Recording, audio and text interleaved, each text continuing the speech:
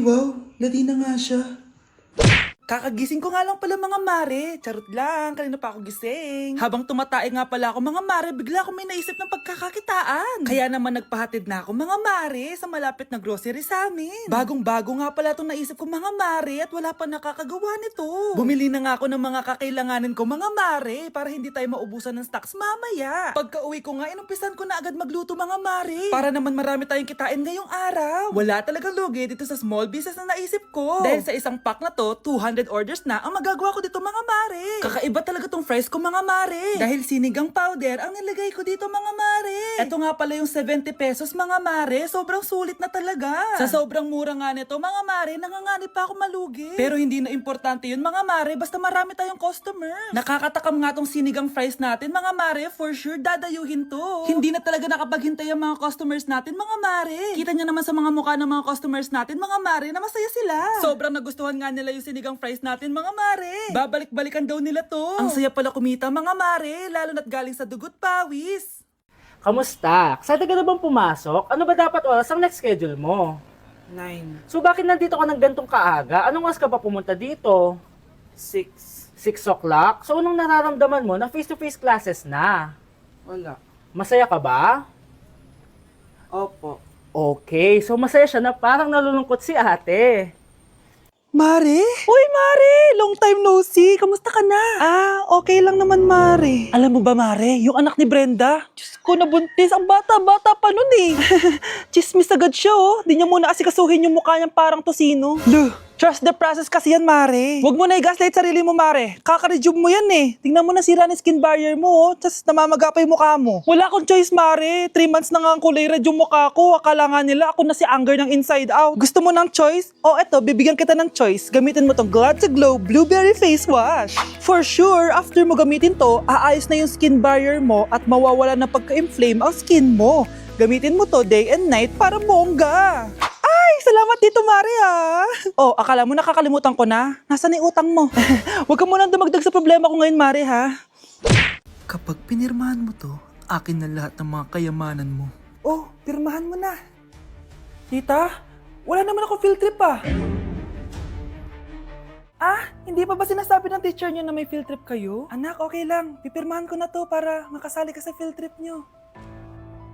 Walang iya ka talaga, Rosa. Wala ka talagang titira sa akin, ha? Manda ka talaga sa akin. Mabilis ka talagang utuin, Susan. Salamat, Mare. Ramon, napapirma ko na siya. Atin na ang bahay, pera at mga ari-arian niya. Magaling ka talaga, Rosa. Kaso kailangan na natin kumilos na mabilis. Kasi sabi ng doktor, nagre-recover na yung mata niya. Ano? Kaya bukas na bukas din, papalayasin na natin sila. Total, nakuha na natin ang gusto natin. Nay, bakit mo pinirmahan yun, ha? Maliban natin kung ano nilalaman ng papel na yun. Huwag kang mag-alala, anak. Malapit nang matapos ang maliligayang araw ng tatay mo at ng kabit niya. Tita, bakit may dala kang maleta? Aba, syempre. Lilipat na ako dito sa bago kong bahay. Ano?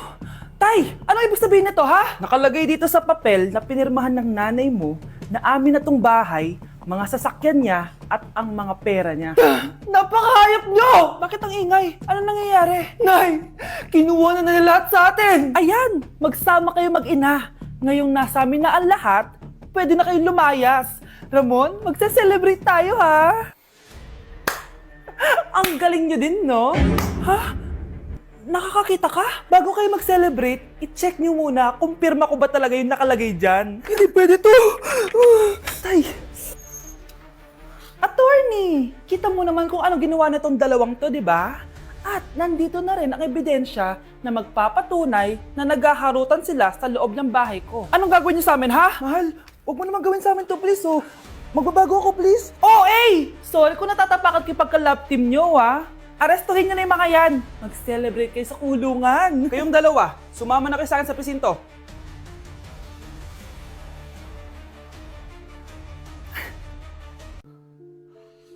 Oh, mahal, saan ka galing? Galing ako sa doktor, mahal.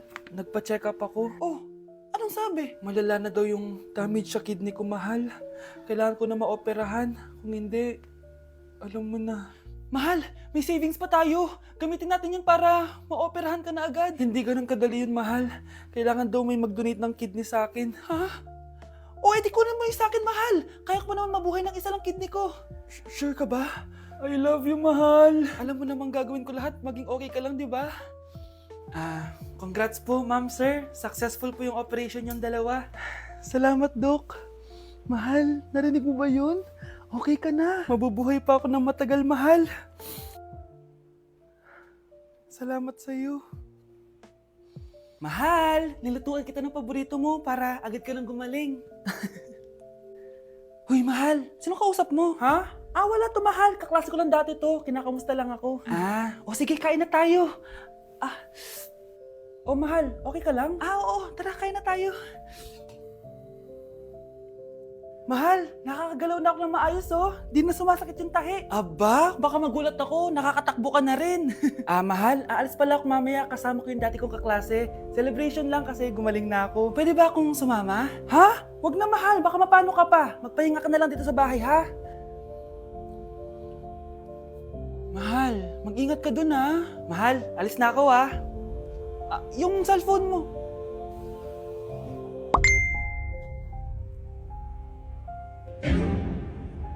Sino to?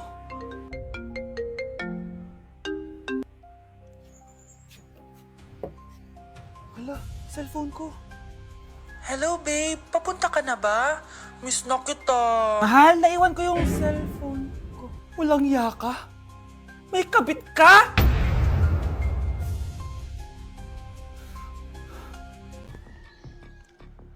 Balita ko, dyan nagtatrabaho yung dati kong asawa. Siguraduhin yung masisisante nyo yan. Dahil ayaw ko ng peste sa kumpanya ng asawa ko. Naintindihan? Susan, alam mo, feel ko talaga mapapromote na ako anytime. Kasi sabi ng manager namin, isa ako sa pinakamagaling sa amin. Ngayon pa lang, congrats na kita. Simula pa lang, alam ko naman na kaya mo. Alam mo, okay din pala na hiniwalayin ako ng asawa ko. At least ngayon, alam ko talaga kung anong habol niya sa akin. Yun ay pera. Madami pang ibang babae dyan, ano ka ba? Tsaka ang importante ngayon, nakafocus ka sa pagpapaganda ng buhay nyo. Oh, luto na to. Kain na tayo. Yes po, ma'am. Okay po. Ma'am, i-hold ko po muna kayo, ha? Wait for a while. Sino itong tumatawag? Sir Ramon, may bad news po ako sa'yo. Ayaw ka po ng boss namin. Ano? Kaya tatanggalin ka sa trabaho. Anong tanggal na ako sa trabaho, ha? Utos lang po sa amin. Hindi pwede yun. Sorry sir, humanap ka na lang po ng ibang trabaho. Bakit puro na lang kamalasan dumadating sa buhay ko? Ay. Si Michael ba yun? Michael! Scarlett, bakit pinauna mo ako umuwi kahapon? Di ba palagi tayo sabay umuwi? May ginawa ako. Tsaka baka magselos yung nagbigay ng bulaklak sa'yo. Para ka namang ano dyan? Tsaka alam mo, na-realize ko, hindi ko na pala siya crush. Tara na nga, manood na lang tayo ng movie sa bahay, yung horror. Sige na nga. Michael? Ma? Ano ginagawa mo dito, ha? Get in the car, uuwi na tayo. Di ba sabi ko sa'yo, nababoard ako sa bahay, kaya umalis ako? Michael, siya yung nanay mo. Kilala mo nanay ko? At sino naman tong babaeng kasama mo, ha?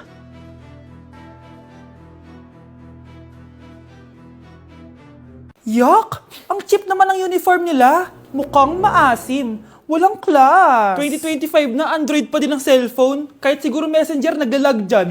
Ang ganda nga ng uniform, ang sasama naman ng ugali. Naka-iPhone ka nga, talo ka pa din naman sa ML. Ipabuhat yarn. Ang baho siguro ng classroom nila, no? Tapos nag-aagawan pa sa electric fan kasi wala naman silang aircon. Feel ko pinapalo sila ng teacher nila kapag nagkakamali sila. Ang boring siguro sa classroom nila. Mas masaya pa rin talaga sa public school, no? Balita ko, mga korap mga magulang niyan. Kaya madaming pera. May araw din kayo, men. Nakatikim na kaya sila ng steak? Feel ko hindi nila afford.